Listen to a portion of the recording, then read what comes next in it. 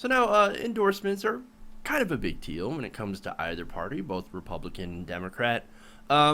Traditionally, politicians have looked for high-profile endorsements to help them boost their name recognition or give them credence to their campaign, right? Give them a little bit more legitimacy. Well, certain groups have also made huge endorsements during this primary cycle. See, that's kind of unusual. A lot of groups will usually wait until there is a specific nominee, and I'm talking, of course, when it comes to the Democratic side. Now, of the endorsements that have been given, a lot of them have ended up going to Hillary Clinton.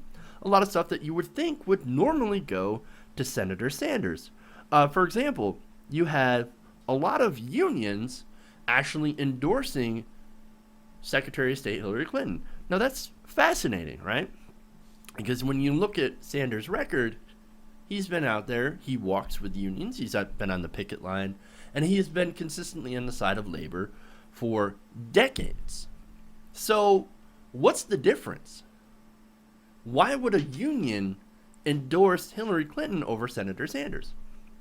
Well, it turns out that according to an article, a breakdown by Zalid Jalani of The Intercept, apparently union membership or group membership was not consulted, but instead, when it came to endorsing Hillary Clinton, was made by executive boards. So let me go down a list here of different places and groups that have, or unions that have endorsed both Bernie Sanders and Hillary Clinton, either or, and see how exactly they voted. Now, when it comes to the American Federation of Government Employees, they endorsed Hillary Clinton. Now, unfortunately, they didn't have they didn't have a membership vote. Instead, they relied on executive council votes following the polling of membership. So at least the membership was polled. However, we don't know the results of that poll. The Laborers International Union of North America had an executive board vote informed by membership polls.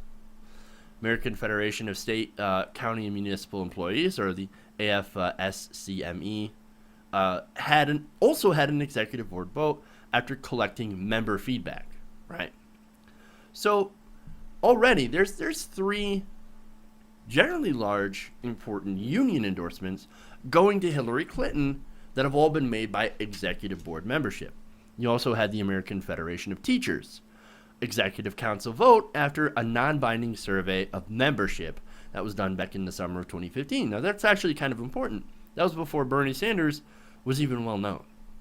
So she had actually gotten an endorsement earlier, back when Senator Sanders was not very well known, not very prominent in the news. Interesting. The Human Rights Campaign, strictly a board of directors vote. The International Alliance of Theatrical Stage Employees endorsed Hillary Clinton on an executive board vote. There's a lot of Hillary Clinton. Now, to be fair, on the side of people who endorse Senator Sanders, the American Postal Workers Union also had an executive board vote. However, that was only one, right? That was only one of the, 6 different groups and unions that endorsed Senator Sanders that had an executive board vote. The rest of them had a huge involvement with their memberships in trying to figure out who they should support. For example, Democracy for America had an open online vote where Senator Sanders won a majority of this vote. MoveOn.org, once again, had an open online vote that showed Senator Sanders getting the majority of support. National Nurses United, executive council vote after internal polls showed overwhelming support for Senator Sanders. And the Working Families Party had an open online vote followed by a National Advisory Board action. Do you see the difference? For example, we'll go back to another one from Hillary Clinton. The National or NARAL Pro-Choice America, right? Very good pro-choice advocacy group. Had a PAC committee, staff, and presidential decision. They did not poll their membership. They didn't ask their membership, so the membership didn't get much of a voice.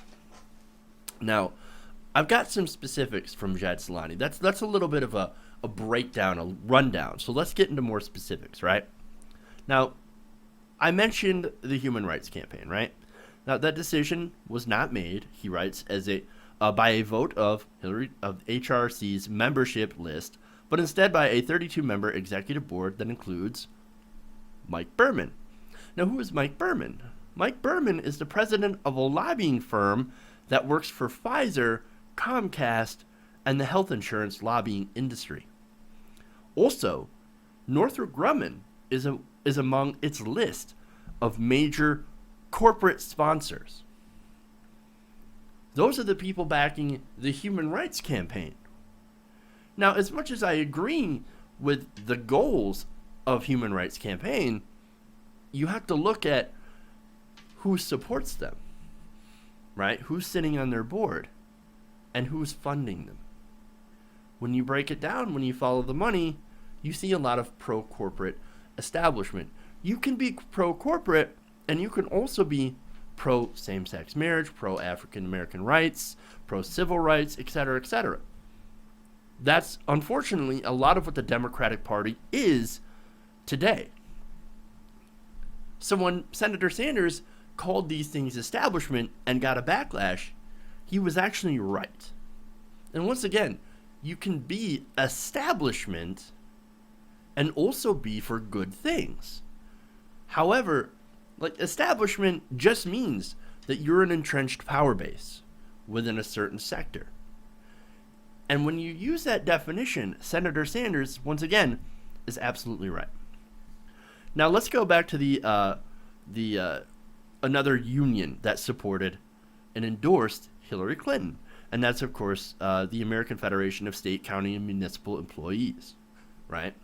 That union, one of the largest unions, they endorsed Clinton, but according to Katie Nelson of Local Council 28 in Washington, they said, quote, "It was an absolute top-down process."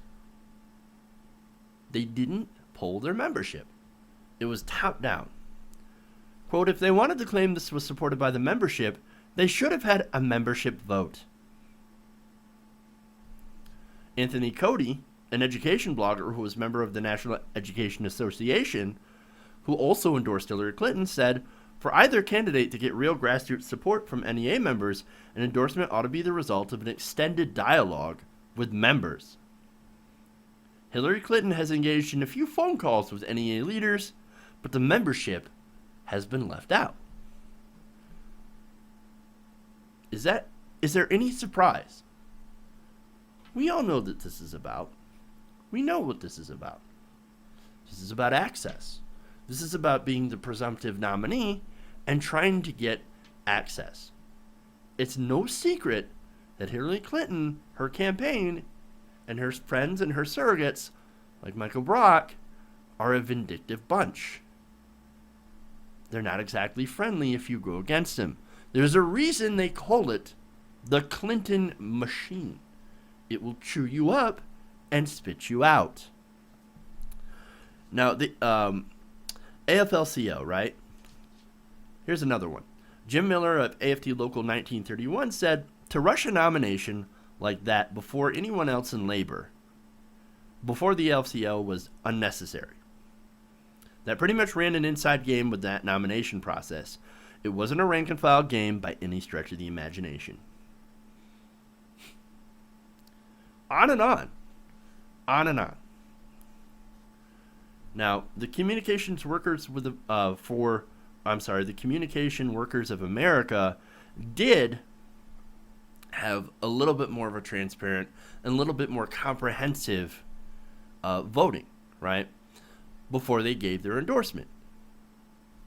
Now, I'm not saying that most people who are in these unions or groups should naturally support Senator Sanders, right, and that these groups should all support Senator Sanders. But what we're looking at here is that we're looking at when you make an endorsement, when you make an endorsement, you have to make sure that members of your group agree with that endorsement, whether it be for Hillary Clinton or Senator Sanders. You have to make sure to get your members in the process. That's what democracy is, or supposed to be, in the workplace. And unions should not be exempt to that. And it is kind of sad to see, a conservative meme, the union bosses, right, living up to that reputation and doing something that's actually against people who are in that union. They don't all support Hillary Clinton. In fact, most of them don't, at least in some of these unions that we talked about. But they still gave her that endorsement. So, now, as I said, back to CWA, right? Now, CWA was one of the major labor unions that allowed for a vote, and they followed a 3-month process that included meetings with members, telephone town halls, and an online polling voting process. According to CWA spokesperson Candace Johnson, we conducted an online membership poll from mid-September to early December. Tens of thousands of members voted in the poll, with Sanders getting a decisive majority. There you go. Now, when you compare this to the SEIU that didn't do this and endorsed Hillary Clinton, it's pretty clear that CWA had an inclusive model, and actually a model that the other groups should have followed.